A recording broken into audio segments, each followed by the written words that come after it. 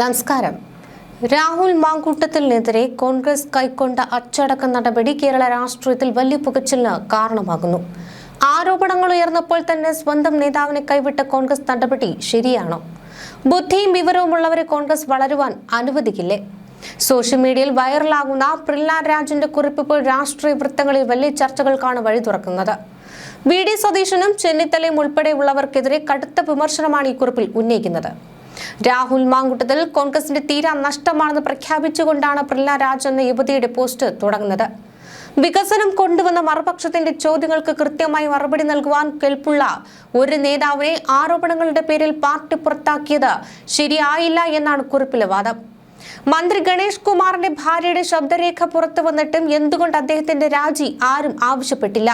ഭരണപക്ഷത്തുള്ളവർക്ക് ഒരു നിയമവും കോൺഗ്രസിനും രാഹുലിനും മറ്റൊരു നിയമവുമാണോ എന്ന് ഈ കുറിപ്പിൽ ചോദിക്കുന്നുണ്ട്. VD സതീശനും രമേശ് ചെന്നിത്തലയും രാഹുലിനെ ഉപേക്ഷിച്ചത് അറിഞ്ഞുകൊണ്ടുള്ള തീരുമാനമാണോ അതോ രാഷ്ട്രീയ ഭീരുത്വമാണോ എന്നും കുറിപ്പിൽ പരിഹാസമുണ്ട്.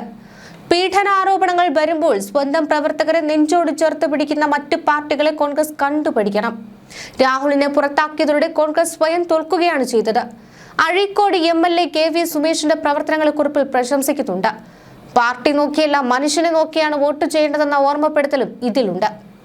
രാഹുൽ മാങ്കൂട്ടത്തിന്റെ വ്യക്തിപരമായ കാര്യങ്ങൾ എന്തു തന്നെയായാലും ഒരു രാഷ്ട്രീയക്കാരൻ എന്ന നിലയിൽ അദ്ദേഹത്തിന്റെ കരുത്തിനെ പാർട്ടി തിരിച്ചറിയാതെ പോയോ?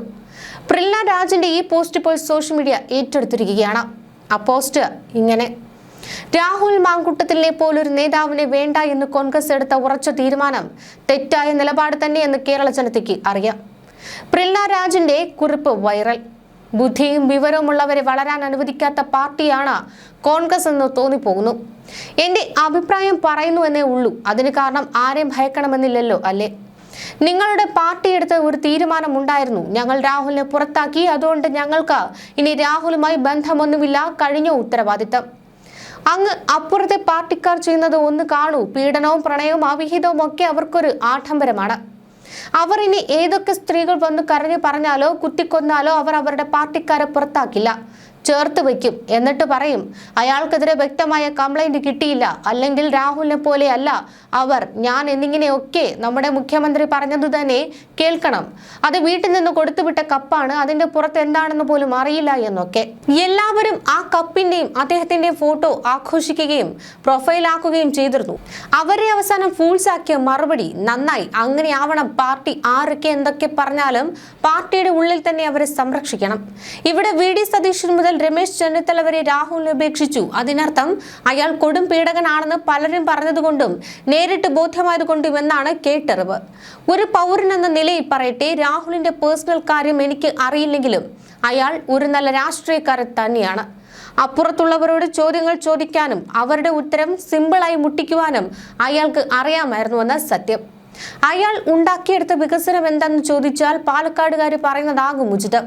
എന്നെ രാഹുലിനെ മറ്റവളാക്കിയൊരു കമന്റ് ഞാൻ പ്രതീക്ഷിക്കുന്നു. കാരണം നിങ്ങൾക്ക് ചൊറിയും എന്നെനിക്ക് നന്നായി അറിയാം. അവരോടൊന്ന് പറയട്ടെ, നിങ്ങളുടെ കൂട്ടത്തിൽ ഉള്ളവരിൽ നല്ലവരുണ്ടെന്ന് തള്ളിമറിച്ചാൽ പോരാ, ഉള്ളിൽ തൊട്ട് പറയാനാകണം. ഇപ്പോൾ മൊത്തത്തിൽ അവിഹിതത്തിന്റെ കഥകൾ അങ്ങോട്ടും ഇങ്ങോട്ടും വാരിയെറിയുകയാണല്ലോ. ഒടുവിൽ ഗണേഷ് എന്ന മന്ത്രിയുടെ ഭാര്യ കൊടുത്ത വോയിസ് വരെ പുറത്തായി. എന്നിട്ട് എന്തേ അയാൾ രാജിവെക്കണമെന്നോ പാർട്ടിയിൽ നിന്ന് ഒഴിയണമെന്നോ ഒരു ഹെഡിങ് പോലും കാണാത്തത്?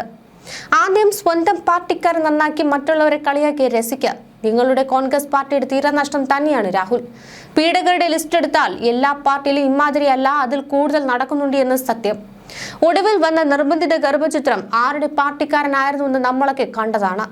രണ്ടു തരം നിയമമാണോ നമുക്കുള്ളത്? ഭരിക്കുന്ന പാർട്ടിക്കാർക്ക് വേറെയൊരു നിയമം, അല്ലാത്തവർക്ക് വേറൊന്ന്.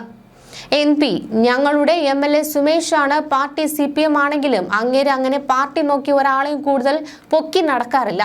ചെയ്യേണ്ട കാര്യങ്ങൾ കൃത്യമായി ചെയ്യാറുണ്ട്. എല്ലാവരോടും നല്ലതുപോലെ പെരുമാറുവാൻ അദ്ദേഹത്തിന് അറിയുകയും ചെയ്യാം. എന്റെ പാർട്ടി ഏതാണ് എന്ന് ചോദിച്ചാൽ എനിക്ക് അങ്ങനെ ഒരു പാർട്ടിയില്ല. മനുഷ്യരെ നോക്കിയാണ് വോട്ട് കൊടുക്കാറുള്ളത്. കോർ കോൺഗ്രസ് പാർട്ടിയോട് തന്നെ എന്നൊരു ഡയലോഗ് ഞാൻ പ്രതീക്ഷിക്കുന്നു. നിങ്ങളുടെ ഇഷ്ടം, എനിക്കതിൽ കുഴപ്പമില്ല എന്ന് പറഞ്ഞുകൊണ്ടാണ് ആ പോസ്റ്റ് അവസാനിക്കുന്നത്. രാഹുൽ മാങ്കൂട്ടത്തിലിനെ പാർട്ടി പുറത്താക്കിയെങ്കിലും പാലക്കാട് തെരുവുകളിൽ നിന്നും ചർച്ച അദ്ദേഹത്തിന്റെ വികസന നേട്ടങ്ങളാണ്. പാലക്കാട് മണ്ഡലത്തിൽ രാഹുൽ കൊണ്ടുവന്ന മാറ്റങ്ങൾ അവിടുത്തെ ജനങ്ങൾക്ക് നേരിട്ട് ബോധ്യമുള്ളതുമാണ്. വെറും ആരോപണങ്ങൾ കൊണ്ട് ആ വികസന ചരിത്രത്തെ മായ്ച്ചു കളയാനാകില്ല. പാലക്കാട്ടുകാർക്കറിയാം രാഹുൽ ആരാണെന്ന്. ഇത്തരം ജനപിന്തുണയുണ്ടായിട്ടും പാർട്ടിയെ വെല്ലുവിളിച്ചൊരു സ്വതന്ത്ര സ്ഥാനാർത്ഥിയായി മാറാൻ രാഹുൽ എന്തുകൊണ്ട് തയ്യാറായില്ല?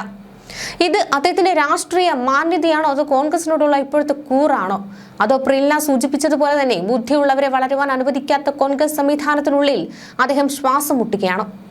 അഴീക്കോട് MLA KV സുമേഷിനെ പോലെ പാർട്ടി ഭേദമന്യേ ജനങ്ങളിലേക്ക് ഇറങ്ങിച്ചെല്ലുന്ന ഒരു ശൈലി രാഹുലിനുമുണ്ടായിരുന്നു. എന്നാൽ സുമേഷിനെ സ്വന്തം പാർട്ടി ചേർത്ത് പിടിക്കുമ്പോൾ സമാനമായ രീതിയിൽ പ്രവർത്തിച്ച രാഹുലിനെ കോൺഗ്രസ് എറിഞ്ഞുടയ്ക്കുകയായിരുന്നു എന്ന ചോദ്യം പ്രസക്തമാണ്. മന്ത്രി ഗണേഷ് കുമാറിനെ പോലെയുള്ളവർക്ക് കിട്ടുന്ന പ്രത്യേക പരിഗണനയും സംരക്ഷണവും രാഹുലിന് നിഷേധിക്കപ്പെട്ടത് ഒരു വലിയ ഗൂഢാലോചനയുടെ ഭാഗമാണ്.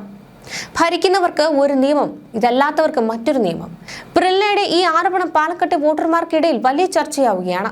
രാഹുൽ മാങ്കൂട്ടത്തിലിനെ പുറത്താക്കിയതിലൂടെ കോൺഗ്രസ് ഒരു വ്യക്തിയെ മാത്രമല്ല, വരാനിരിക്കുന്ന തെരഞ്ഞെടുപ്പുകളിലെ വിജയ സാധ്യതയെ കൂടിയാണ് ഇല്ലാതാക്കിയത്. പ്രിയങ്ക രാജി ഉയർത്തുന്ന ചോദ്യങ്ങൾ വെറും വൈകാരികമല്ല, മറിച്ച് കേരള രാഷ്ട്രീയത്തിലെ ഇരട്ടത്താപ്പിനെതിരെയുള്ള വിരൽ ചൂണ്ടലാണ്.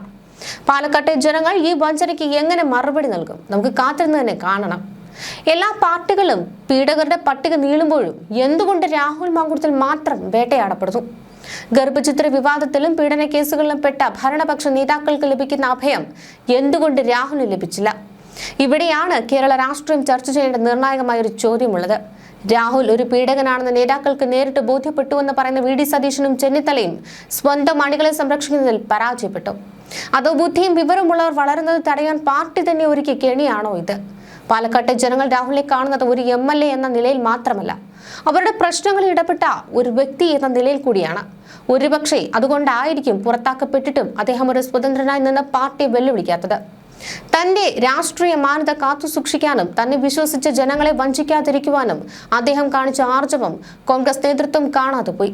വോട്ട് കൊടുക്കേണ്ടത് പാർട്ടിക്കല്ല, മനുഷ്യനെ നോക്കിയാകണം. അഴീക്കോട് KV സുമേഷിനെ പോലെ ജനകീയനായ ഒരു നേതാവിനെ സ്വന്തം പാർട്ടി ചേർത്ത് പിടിക്കുമ്പോൾ രാഹുലിനെ പോലൊരു യുവ നേതാവിനെ കോൺഗ്രസ് കൊലയ്ക്ക് കൊടുക്കുകയായിരുന്നു.